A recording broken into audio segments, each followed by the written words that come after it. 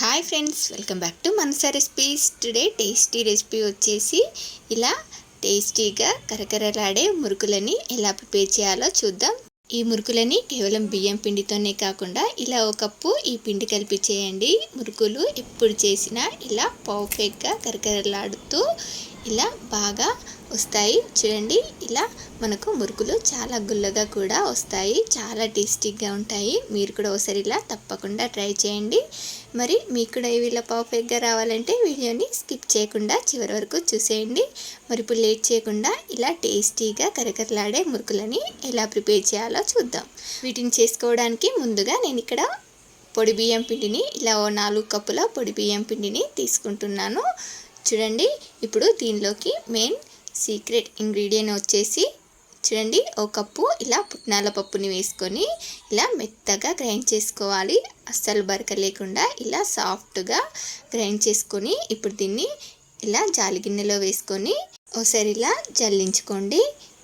చూడండి, దీన్ని ఇలా జల్లించుకున్న తర్వాత ఇప్పుడు దీనిలోకి మీకు టేస్ట్కి సరిపడా కారంని యాడ్ చేసుకోండి. నేను ఇక్కడ ఒక 2 స్పూన్స్ కారంని యాడ్ చేసుకుంటున్నాను. అలాగే మీకు టేస్ట్కి సరిపడా ఉప్పుని వేసుకోండి. నేను ఇక్కడ 1 టీ స్పూన్ ఉప్పుని వేసుకున్నాను. అలాగే 1 టీ స్పూన్ వాముని ఇలా క్రష్ చేసి వేసుకోవడం వల్ల మనకు ఫ్లేవర్ చాలా బాగుంటుంది. చూడండి, ఇలా 1 టీ స్పూన్ వాముని ఇలా క్రష్ చేసి వేసుకొని ఇప్పుడు దీనిలోకి ఒక 4 స్పూన్ల నువ్వులను వేసుకుంటున్నాను. చూడండి, ఇలా నువ్వులని వేసుకున్న తర్వాత ఇప్పుడు దీన్నంతా కూడా ఒకసారి ఇలా బాగా మిక్స్ చేసుకున్న తర్వాత ఇప్పుడు దీనిలోకి కలర్ కోసం దీనిలోకి ఒక చిటికెడంతా పసుపుని యాడ్ చేసుకొని ఒకసారి ఇలా బాగా మిక్స్ చేసిన తర్వాత ఇప్పుడు దీనిలోకి ఇలా ఒక 2-3 టేబుల్ స్పూన్ల వరకు నెయ్యిని కానీ బటర్ని కానీ లేదంటే ఆయిల్ని కానీ మీకు నచ్చింది వేడి చేసి వేసుకోండి.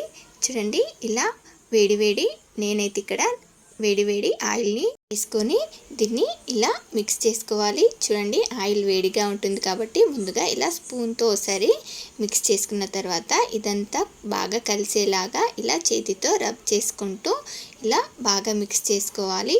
చూడండి, మనకు దీన్నంతా మిక్స్ చేసుకున్న తర్వాత మనకి ఇది ఇలా ముద్దలా ఫామ్ అవుతుంది. చూడండి, ఇలా తీసుకుంటే మనకు ముద్దలా ఫామ్ అయిందంటే దీనిలోకి ఆయిల్ కరెక్ట్గా సరిపోయినట్టు. ఇప్పుడు దీనిలోకి ఇలా కొంచెం వాటర్ని యాడ్ చేసుకుంటూ ఈ పిండిని మరీ గట్టిగా కాకుండా సాఫ్ట్గా తడుపుకోవాలి. మనకు ఇలా పిండిని సాఫ్ట్గా తడుపుకుంటే మురుకులు కూడా బాగా క్రిస్పీగా చాలా బాగుంటాయి.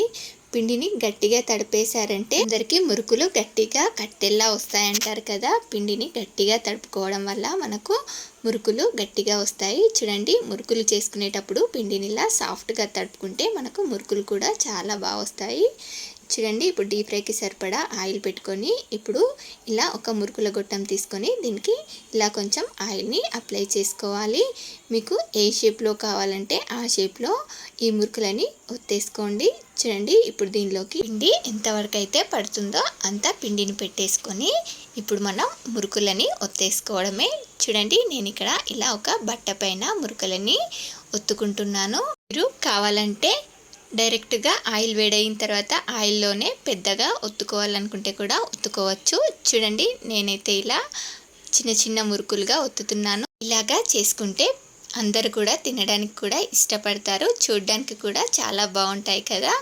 చూడండి, మనకి ఇలా మురుకులని ఒత్తుకున్న తర్వాత లాస్ట్లో చివర ఉంటుంది కదా, దాన్ని కొంచెం ప్రెస్ చేసుకోవాలి. చూడండి, ముందుగా ఒత్తింది కాస్త పిండి సరిగా లేదేమో, ఊడిపోయినట్టుగా అయిపోయింది. చూడండి, ఇలాగే మురుకులన్నింటిని కూడా ఇలా రౌండ్ షేప్లో ఒత్తుకున్నాను. చూడండి, ఈ చివరను మాత్రం మర్చిపోకుండా ఇలా కాస్త ప్రెస్ చేసుకోండి, లేదంటే ఆయిల్లో వేసిన తర్వాత విడిగా అయిపోతాయి మురుకులు. చూడండి, ఇలా చివరని కొంచెం ప్రెస్ చేసుకుంటే మనకు ఆయిల్లో వేసినా కూడా మనకు మురుకుల నుండి అది విడిపోకుండా ఉంటుంది. చూడండి, ఇలా మనకు మురుకులు ఎంత బాగా వచ్చాయో. మీకు ఎన్ని కావాలంటే అన్నీ ఒత్తుకున్న తర్వాత మళ్ళీ పిండిని పెట్టి రెడీగా పక్కన పెట్టేసుకోండి. చూడండి, ఇవి ఒత్తుకునే లోపు మనకు అక్కడ డీప్ ఫ్రైకి సరిపడా ఆయిల్ని పెట్టాం కదా, ఆయిల్ కూడా వేడైపోయింది. ఇప్పుడు ఈ ఆయిల్లో ఇలా ఒక చిన్న పిండి ముద్దను వేసి చూసారంటే ఇలా పైకి తేలితే మనకు ఆయిల్ వేడైపోయినట్టే. ఇప్పుడు దీనిలోకి ఇలా ఒక్కొక్కటిగా తీసుకొని వేసేసుకోవడమే. ఇలా వేసుకోవడం ఇబ్బందిగా అనుకునే వాళ్ళు ఇలా చూడండి డైరెక్ట్గా ఆయిల్లోనే ఒత్తేసుకోండి, లేదంటే గరిటెపై ఒత్తుకొని దీనిలోకి లోగా వేసేసుకోవాలి. చూడండి ఇలా మనం మురుకులు వేసుకునేటప్పుడు ఆయిల్ వేడెక్కి ఉండాలి. ఆయిల్ వేడైన తర్వాత వేసుకుంటే మనకు మురుకులు బాగా క్రిస్పీగా చాలా బాగుంటాయి.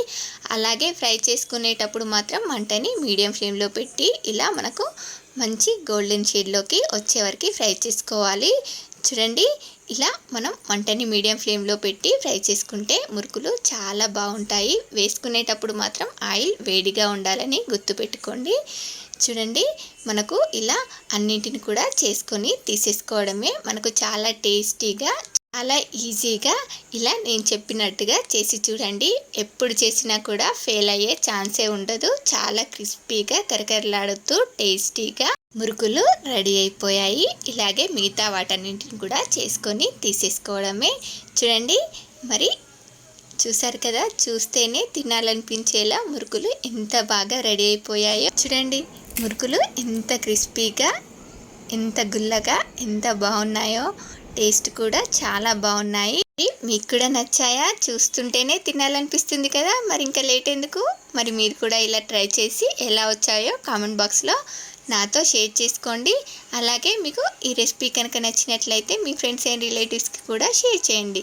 అలాగే మరిన్ని టేస్టీ అండ్ హెల్తీ రెసిపీస్ కోసం మానస రెసిపీస్ ఛానల్ని సబ్స్క్రైబ్ చేసి దాని పక్కనే ఉన్న బెల్ సింబల్ని క్లిక్ చేయండి. Thank you for watching my video.